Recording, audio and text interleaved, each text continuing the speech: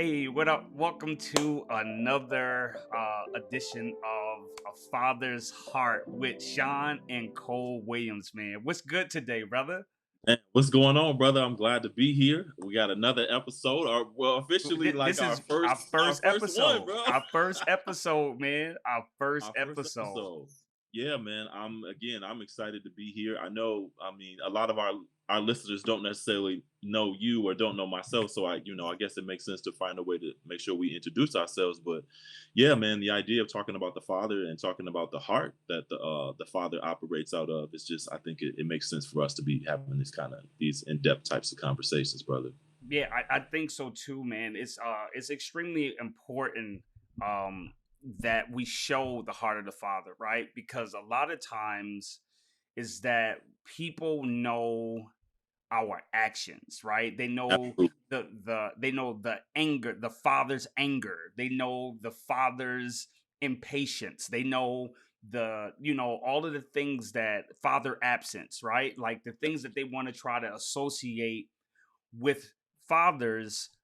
But it's important for us, especially in what we do, man, of showing people the heart of father, man, a Yeah, father's yeah, heart, right? And yeah. what that really look like, right? And so what it looked like when we look, when we handling challenges when it comes to finances, when we trying to launch a business, trying to learn how to balance or Yeah. just trying to how to navigate this whole space, and especially with the climate today, man.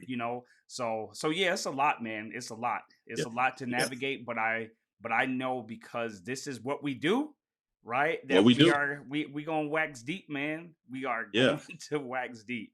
Yo, what So about what do Sean, you think about the look, logo? Before you tap look, in, what you think about the logo, the bro? the logo fire. I mean, come on. It kind of, if I were to move a certain way, it'll look like it's a part of my shirt. So I mean, I feel like it needs to be a part of a hoodie or something that we rocking. I So already no, man. know. I already That- know. Listen, in the chat, I need you, to put in the chat what you think about our new logo. What you yeah. think, man? I don't. My beard, is like a little spotty, little Anthony Hamilton Look, ish. You know what I mean? Cole's a little look, Moses I ish. look, I want the ball look, bro. I got to get to the barbershop all the time to keep it lined up for the folks, but it's good. Yo, listen, I've been taking my son to the barbershop, little, almost kind of consistent, but Okay. bruh, I don't miss that. Yo, my son's barber, Oh, $25, bro. listen, And my listen, son bro. is only 10. That's $25. I can only imagine how much yours cost. Yeah, How much do I your pay haircut bread. cost? Listen. Let me tell you what. I get my beard steamed. That part. What you say? I get the beard steamed. Listen, I guess this is all right. You telling me about some manscaping, some Yeah, stuff yeah, that some men yeah. do. All right, talk to me. What do you talk about? You get your beard steamed, bruh. Yes, brother. My barber has a comb. Now it's like a hot comb that you normally put on the moms will put on the stove to comb out to press out the daughter's hair, Like that but it old school doesn't. boy where like when she used to Yeah, burn the scalp. yes, but I don't feel the fire, bro. I don't feel the heat, but I do see it's steaming. So I'm in there. He just combing through it, and it's got steam coming out. You know I'm what? not playing with him. So I Yo. earned the grades. I earned, boy. Look, I earned all this. So yeah, Yo, but listen, we're gonna have to talk about, we might have to talk about, men and grooming, because that's something I never heard about yeah, bro. steam, Yeah, bruh. You know what I yeah. mean? I get it. Well, I get it. I get it. one day I'll I be get it pressed. elite. One day Yeah, I'll I be get it. elite. One day I'll be elite. You know what I mean? Because I'm I get straight it average pressed. over here. I guess I'm straight average. Look at that. I got a little Anthony Hamilton, bruh. Your stuff it's black. It's black, bro. I dream sometimes. I'm like, man, I wish my hair would be black again. It's But black every 2 weeks. oh, that's the secret sauce. It's black every 2 weeks. See, now look, if I had what you had, like just gray, I'm good, man.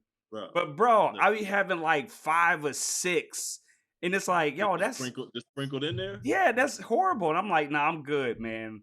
So I listen, mine is on automatic. Amazon ships me one out every 3 weeks. Bro, I used to feel some type of way going to Walgreens to get my little little box. I didn't want nobody to see I was going there to get. I don't go. Amazon bring me mine. Amazon bring me mine. Listen, tell me. Listen, don't talk junk. How do you guys feel, right? Like, and listen, no hard feelings. I ain't even tripping. But put in the chat again about how you feel about the logo. But put in the chat, man, how do you feel about men dyeing their beard? Like, should we or should we not be doing it? You know what I mean? That has to be like a little, you know what? That's what we're going to do. We're going to put a little segment oh my God. in ours. Should we or should we not? Should we not? Yeah, on different topics. That's what we're going to do. Should we or should we not? I'm going to write that down. Yeah. I'm writing that down. So that's what normally we're gonna do at the end or in the middle. But today's should we or should we not will be about the beard. So should men steam their beards like old school, like when little kids used to get burnt? Should we be steaming our beards? And then the other is, should we be dyeing our beard? You know what I mean? Bruh, listen. And I got oils for it now, man. So they got products that give you the oil. Then you can get some product that has the oil, then it has a little scent to it. So I mean, when you walk by somebody, you just brush them. They be cut off guard. You know what I mean? Where it's coming from. Yeah, I got the scent, but I also got the dye. You know what I mean? I ain't messing with you. I ain't messing with you. I ain't going back, brother. So what we gonna chop it up about tonight, man? Like you had one that was heavy on you, man. Like, talk to me. Yeah, I feel like it's really important to talk about the history of how, as fathers, as men, you learn how to listen. I think part of the biggest issue I have found with working with families. Oh shoot, bro! Before we hop in, who are you, Sean? Yeah, listen, we'll talk about. Listen, no, I want to hear this. We gonna tap into that. We gonna tap into it. Just come on, let's rock and roll. This is good, man. I want to hear it. Yeah, man. The power of listening and operating out of that space of communication, and what happens when we don't listen, especially when we don't listen to our children, when we don't listen to our wives, and when we don't listen to our partners, when we don't hear. And I had an experience that just happened this week with me with a student that really reminded me of where I learned as a father to listen to people. And it was really the experience. I had a young man who I hadn't seen for a month. I walked into the classroom. This brother looked me directly in my eye like I'm looking at you, and he was like, "What the F are you doing in the building?" I was like, "Yeah, that your facial expression, literally, yeah." What the F are you doing in the building? He didn't see the beard. It steamed. I'm like, bro, you don't see. I'm grown, you heard Toby's song? Yo, don't try Jesus. Don't try me. I'm gonna have to put that on here. I was just listening to that. Try Jesus, because I throw these hands. Don't try me. And that was the mindset. But then he took it a step further. Now I'm in a room with 6 other little brothers. So he looks me in my eyes saying, "What the F are you doing in the building?" Then he finalized it by saying, "I ought to take my belt off and whoop yo." I said, okay. So I had a couple. Yeah, you heard me, bro. Yeah. He said, "I ought to take my belt off and whoop yo," but he didn't say but. Yeah. He said donkey. So yeah. He hit me hard, and now he probably 100 pounds soaking wet. So I paused, I breathed, and you know what I did? I was like, "Oh, you miss me." And I said, "You know what? I miss you too." And then I went on to say, "Well, you know what we need to do? We need to figure out a way for you to be able to communicate that you miss me in a way that isn't volatile or isn't harmful." And he looked at me, he smiled, and then 20 minutes into the classroom being over, he comes over and he's sitting next to me. And I thought, where did I learn to listen? Because he had said one thing, but what he really was saying to me is that, "Mr. Cole, I haven't seen you in a while, and I actually miss you, bro. but I don't know how to tell you that. You're not going to just say that and keep going. Yeah, Flag on the play. yeah, yeah, My bro. man said that, and your response, bro, Yeah, is epic. yeah, Your yeah, response was epic, bro. yeah, yeah. And it was because I understood trauma, bro. When you understand trauma and you can decipher it, and it wasn't a personal attack against me. This had nothing to do with me. He was really saying to me, without saying to me, that I miss you.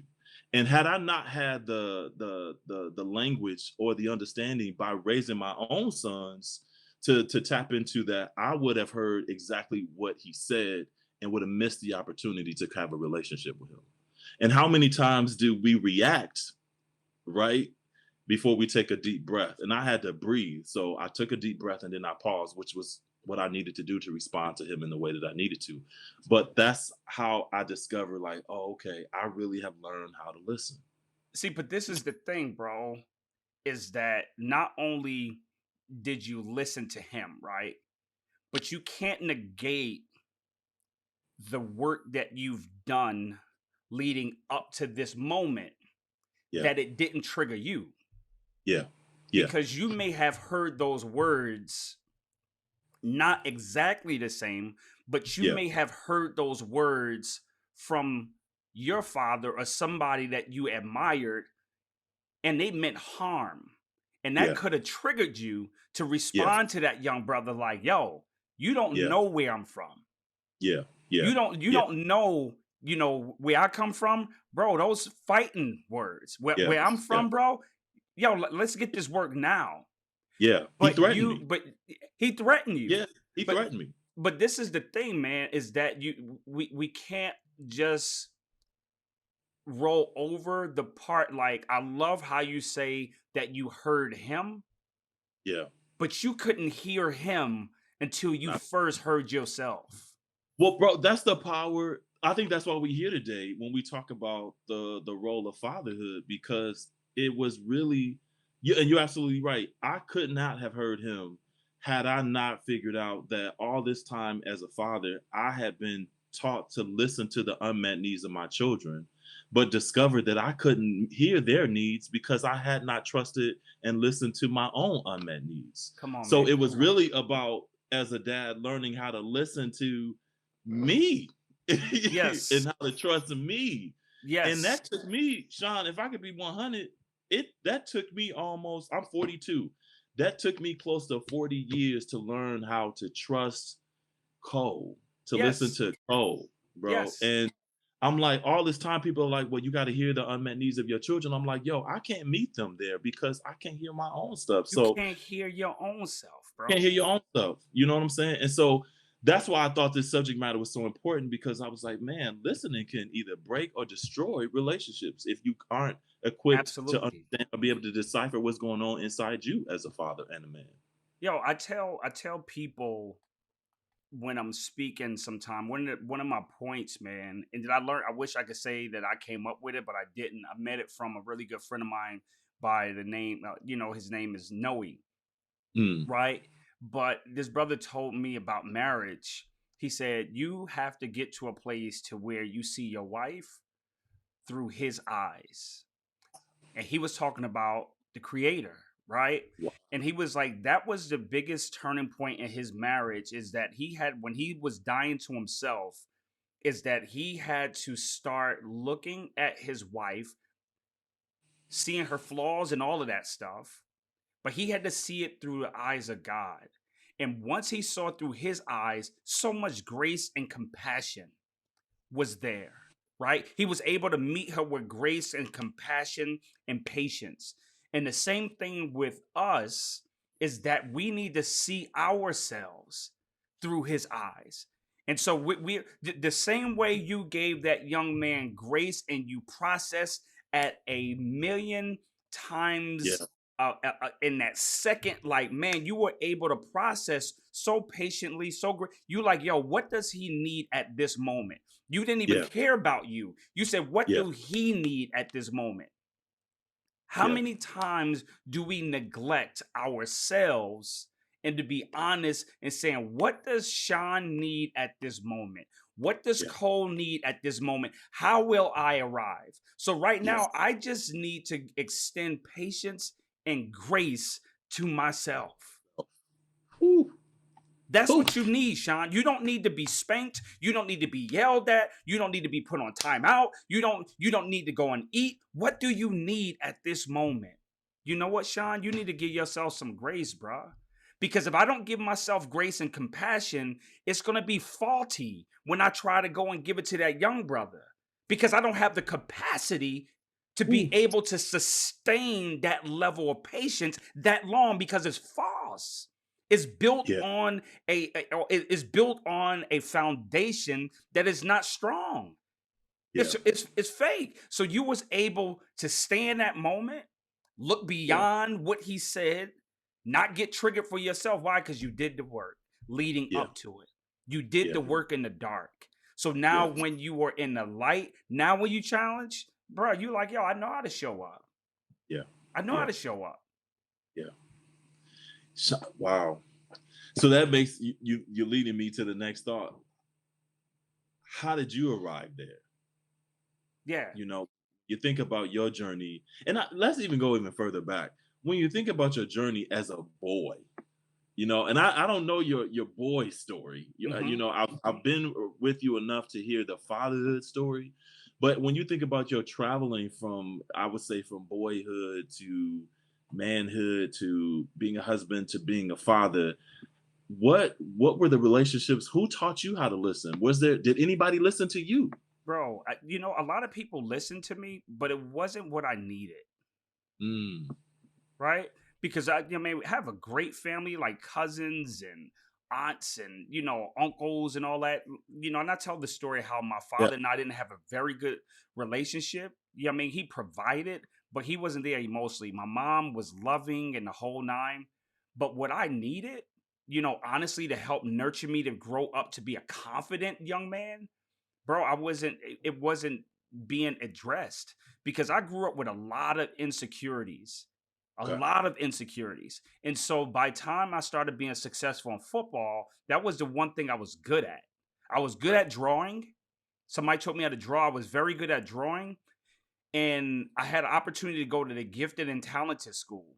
But because it was not in like my district or whatever, I didn't have a ride to that school consistently, so I couldn't go. Okay. So my father, for whatever reason, him and my mom tried to work it out. He wasn't going to take me to school every day. So I Mm, couldn't go to that gifted and talented school to develop that skill set. But what I did wind up grabbing a hold of was football.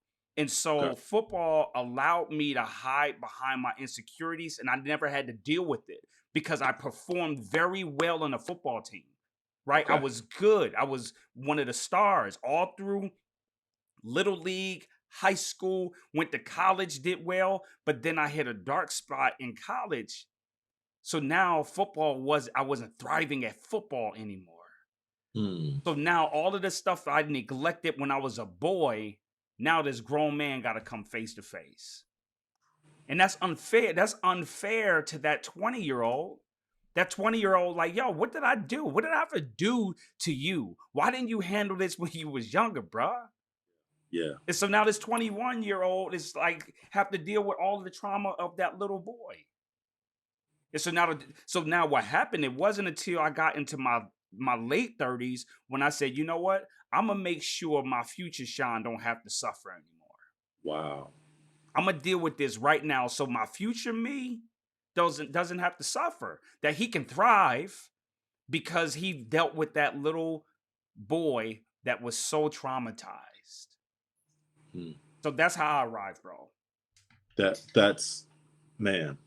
You It reminds me of something I think is so important is recognizing the gifts of our children and speaking the gift, Yeah. um, and saying, "Hey, this is something I see in you that is amazing." Um, wow, Sean, I didn't know that. Um, but it so I mean, when I just hearing you talk about man that level of trauma, but I think that's another thing. We don't typically use the word trauma, Yeah. especially when growing up. I don't ever remember hearing the word trauma. I Never. don't know if that's a new buzzword. I mean, Yep. it makes sense, but I think listening to you talk, I'm like, oh man, I don't remember adult even talking using the word trauma. I don't remember hearing the language insecurities. Like it was just so many things that just never was talked about.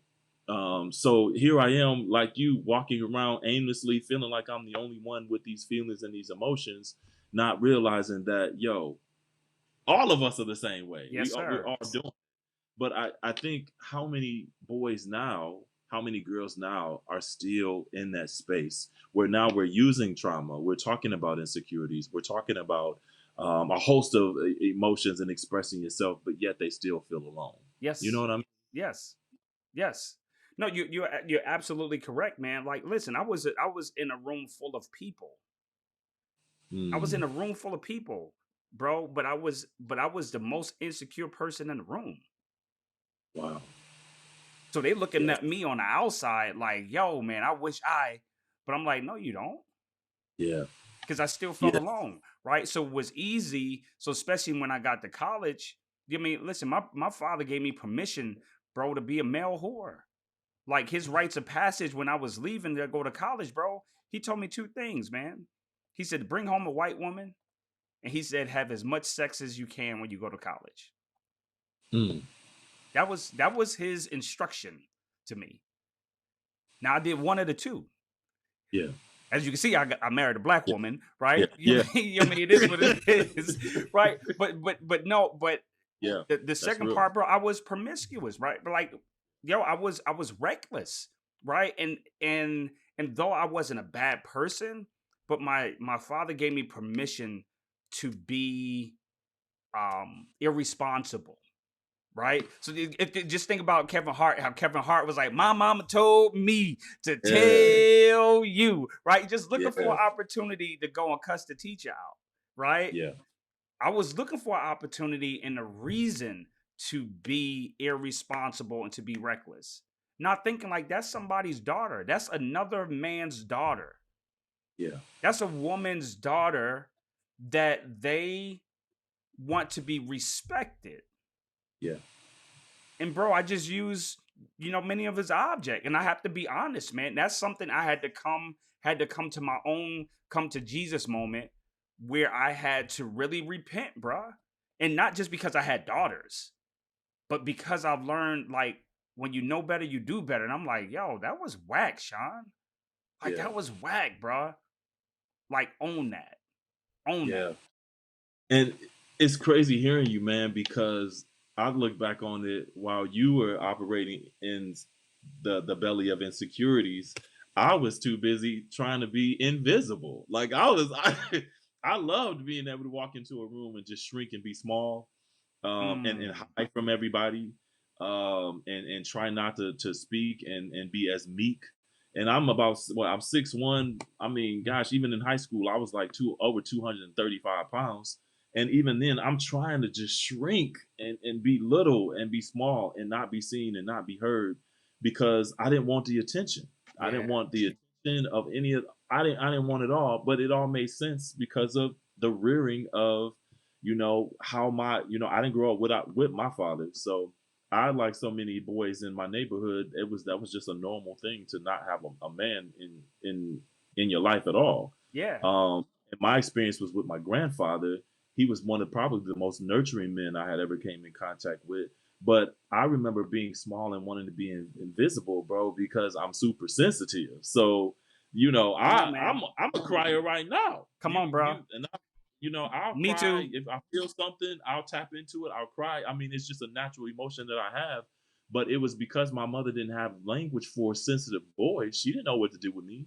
My teachers didn't know what to do with me. The men that my uncles and my grandfather, he was nurturing, but they didn't have a language for my sensitivity, and so that led to all kind of names being called. And before you know it, I was called so many names that when they called me Cole, I didn't even know who that was. And so it really took me a long time to recognize, man, yo, you being sensitive, you being an empath, brother, that's a gift. Yes, sir. Yes, you sir. know that gift has allowed me to get into rooms that are typically very high with testosterone and be able to mellow that boy out Yes, sir. because I create a safe space just by being in my presence. And so, and not being recognizing that my body doesn't have anything to do with intimidation, but my body is really used as a space to help create that physical safety. Yes, sir.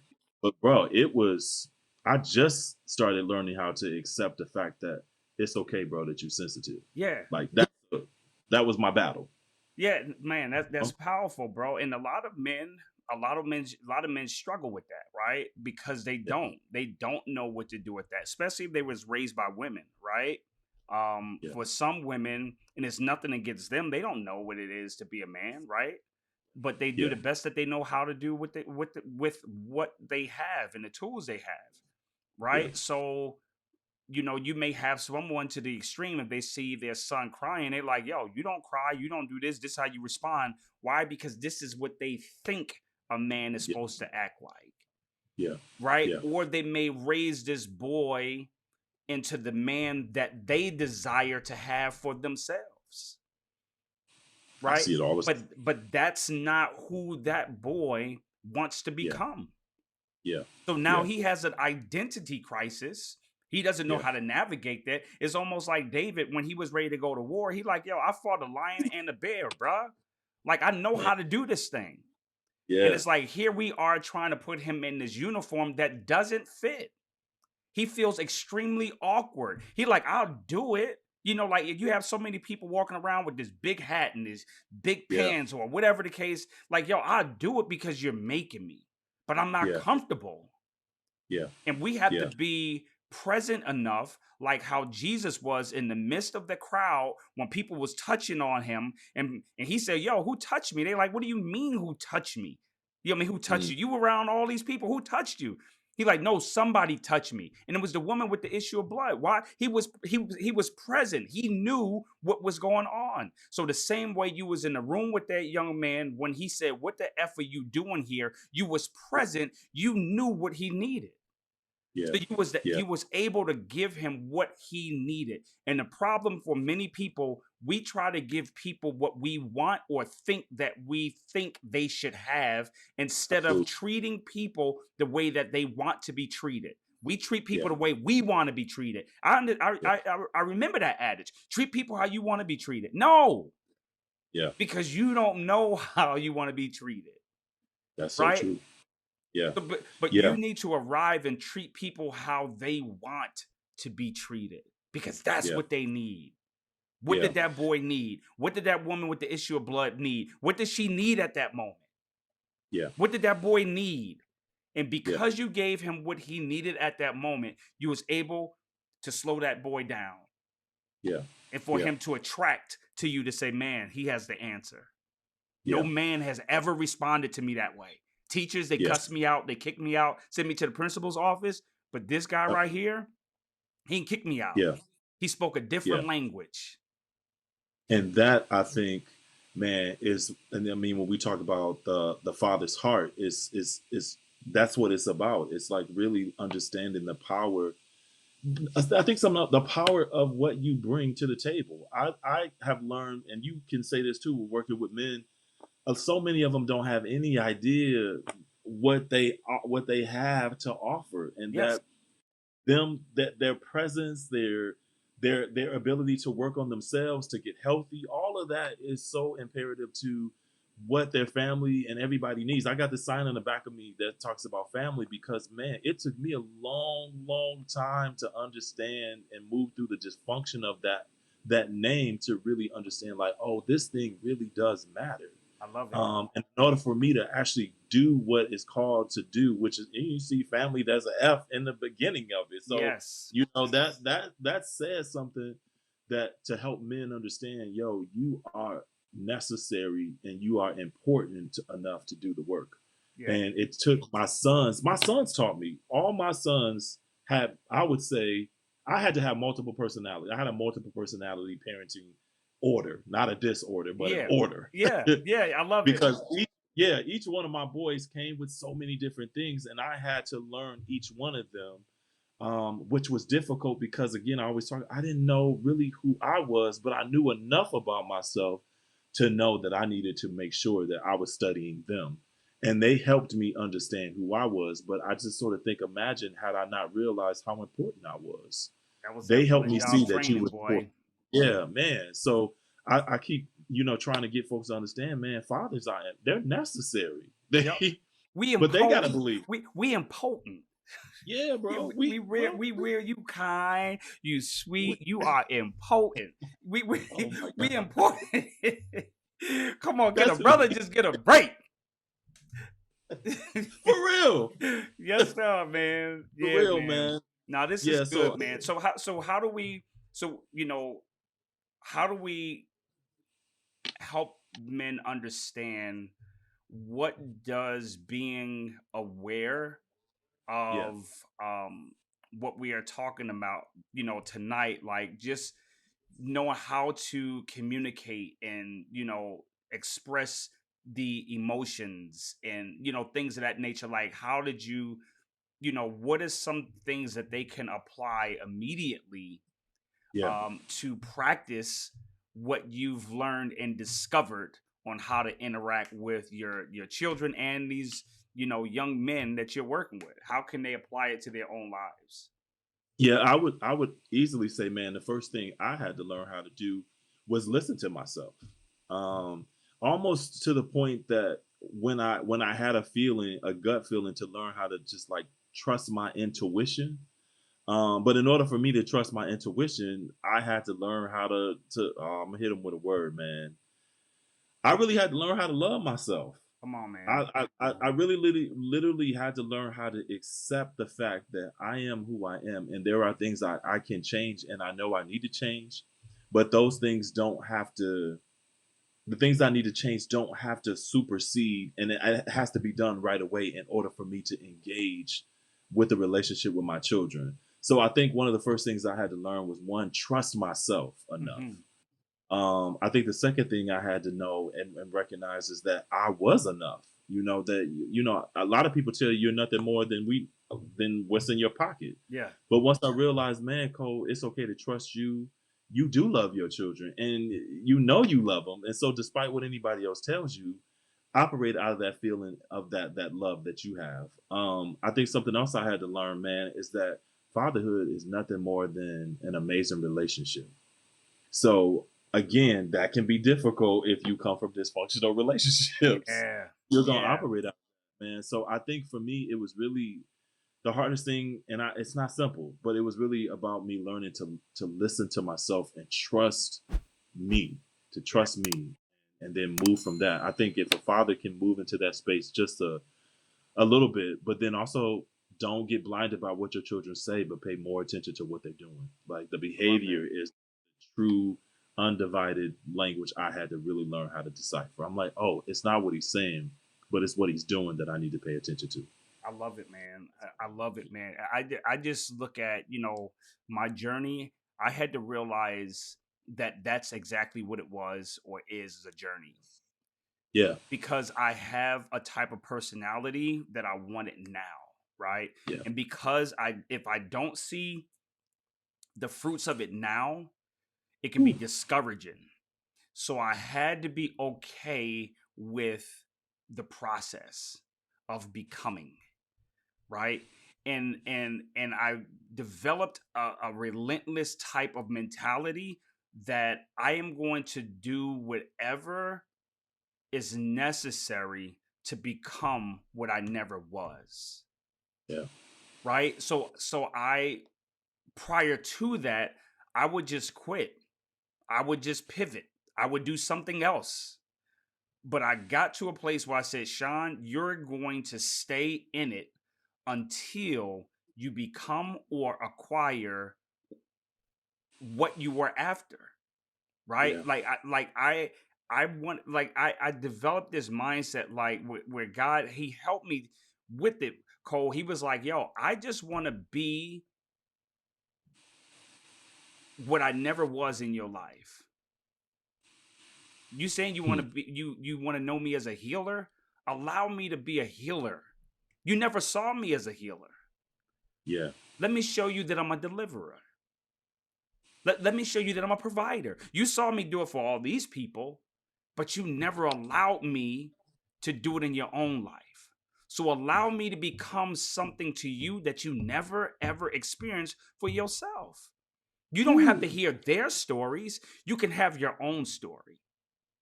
So I had to become okay with whatever it took to get what I never had. Wow. I was And willing. that sounds like blind trust. Oh, absolutely. And painful, Yeah. right? Yeah. Been painful because Yeah. Bump in the the midst of it, balls. Cole, a lot of times, man, I was reminded. He will remind me with this one of the shortest quotes or scriptures in the Bible was not my will, but your will. Wow. And that's one of the hardest scriptures, brother, because I know Yeah. what I want. Yeah. But you get to a place where you like, all right, not my will. I go over here to this dead end job or unhealthy place. Not my will, but whatever your will is. Bro, that's so All yeah. right. Man, that's it right there. Yes, sir. Yeah. That's Yes, it. sir. That's it. So now this That's is it. good, man. This is good, man. We this Wow. was a good conversation tonight, man. And listen, man, let's just continue to build, right? Let's just continue to pour into people. And let's just have some fun, man. Let's have some Yeah. fun. So Yeah. this is our first episode down, and we will be back again next week.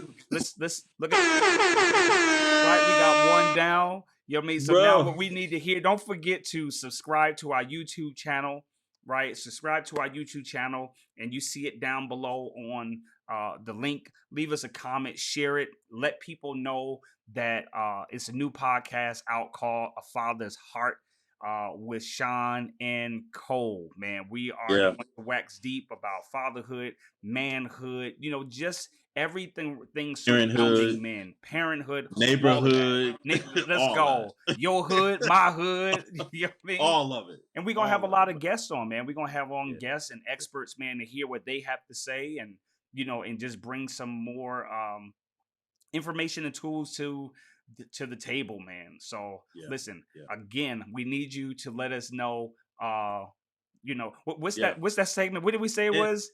Should we or should we not? Is that what it was? Yeah, should we or should we not? Okay, That's one. And then they've been looking at our beards the whole time. So you you might as already well. know. They're looking at my What baby do you beard. what do you prefer? Do you Yeah. like the gray? See, look at Where you. you at?